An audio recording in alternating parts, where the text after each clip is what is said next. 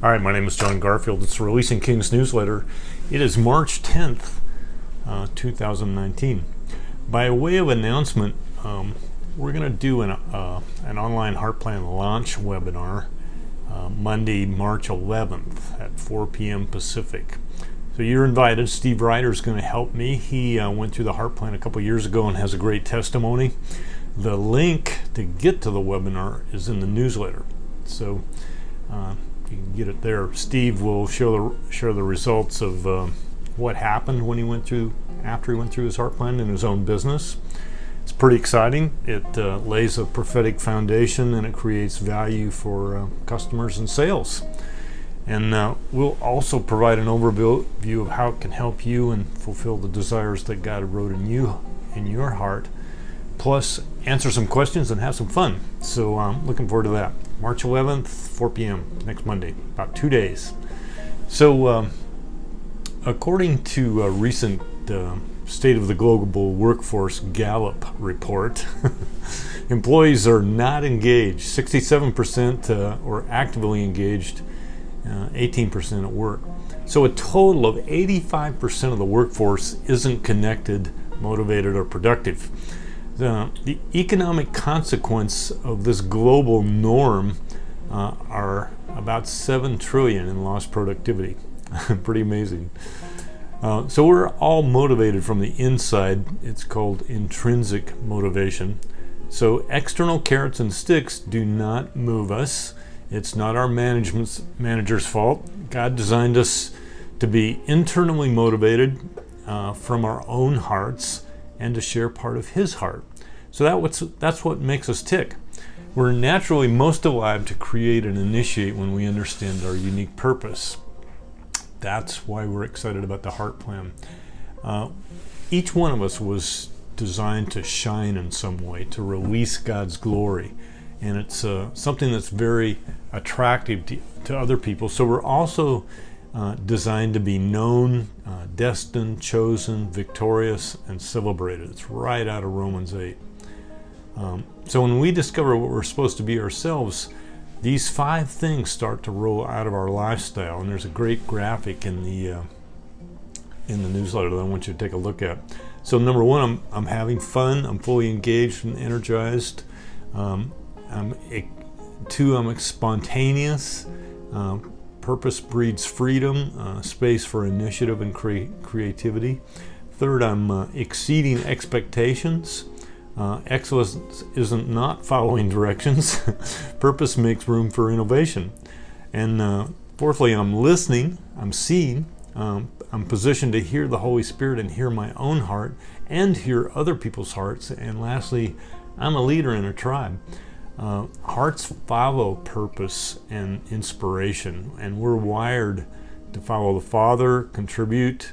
We're wired to discover purpose, and that's what causes us to discover people. I'm relating to the value of other people. So when you think about authenticity, it's really being sold on who you are, what's in your heart. When I really believe that God has put something in me of value, that allows me to give it to other people with some level of confidence. And I'm enthusiastic, and I authentically believe in who I am. And I actually market who I am. I'm not ashamed to be me. So the whole having fun thing is, it's not a burden to be ourselves and fulfill our purpose. It's fun. Our work and ministry start to become the same thing, and we're fully engaged and continually renewed by it. There's no such thing as burnout when you're having fun doing what you're created to do. Enthusiasm comes from 2 root words, in theo, which means in God. So the second thing is we're free to be spontaneous. When I'm connected with my heart and my purpose, what to do flows right out of me very naturally. My identity and my work are connected to a higher purpose in my Father's heart, and now it's fun now I have the space to be creative and the courage to take initiative with those ideas. So God is working with me, and that whole idea of spontaneity is directly connected to creativity. So the third thing is, now I'm listening. I'm listening to my own heart and the heart of God.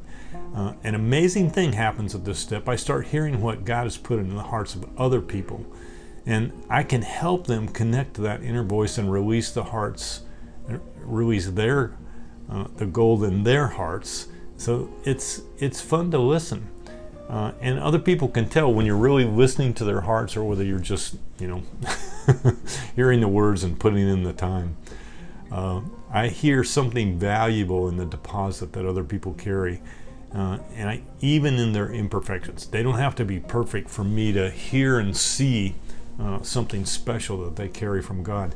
And when I speak to it and encourage it to come out of them, or to recognize it, it causes them to act like they're hearing from God Himself. Fourth thing, I'm exceeding expectations. Knowing my purpose and knowing I'm on the same page with my Father frees me from just following directions. I'm a friend with the latitude to make a few mistakes and think of it as normal. I don't have this concept where I can't make a mistake, or God will, beat me up, judge me, whatever. I expect to add value and innovation to His kingdom.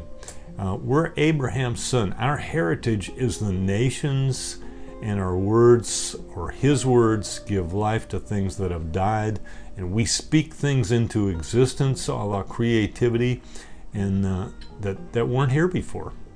And the last thing is, when you get connected with your own heart and really get enthusiastic and creative and inspirational, other people will follow you. You'll be a leader. So exceeding expectations goes the extra mile, and it loves when it isn't deserved. It forgives 7 times 70. It multiplies talents. The attitude of going far beyond the minimum births creativity and innovation, and it blesses the heart of God. Exceeding expectations has a huge impact on those around us.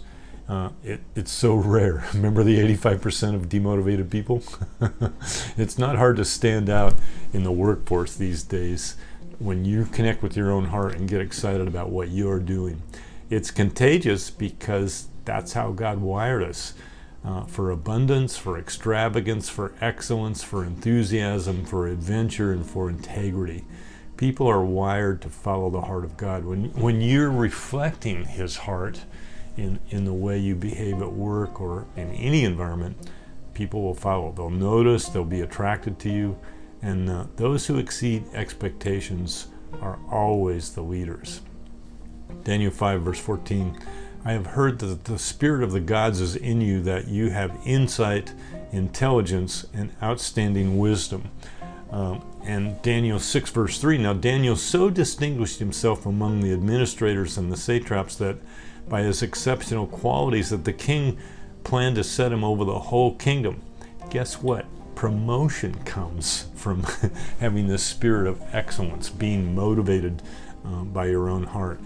And I just want to humbly suggest that the heart plan can really help all of us, verbalize and identify exactly what that calling is, and have a plan to make it real.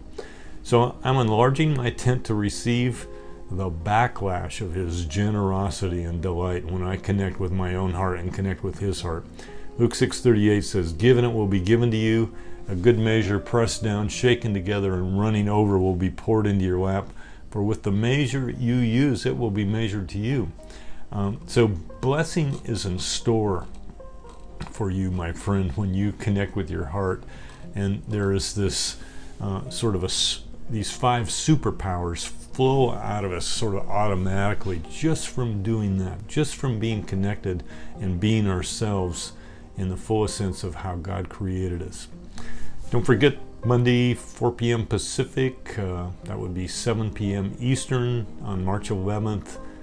We'll have one of the webinars that kick off this online heart plan. Enrollment is already open. You can start the heart plan right now. It's a greenfield setup, so you can run ahead of the game. We will go through it a module at a time, and we'll have a live webinar for those that are enrolled. God bless. Have a great week.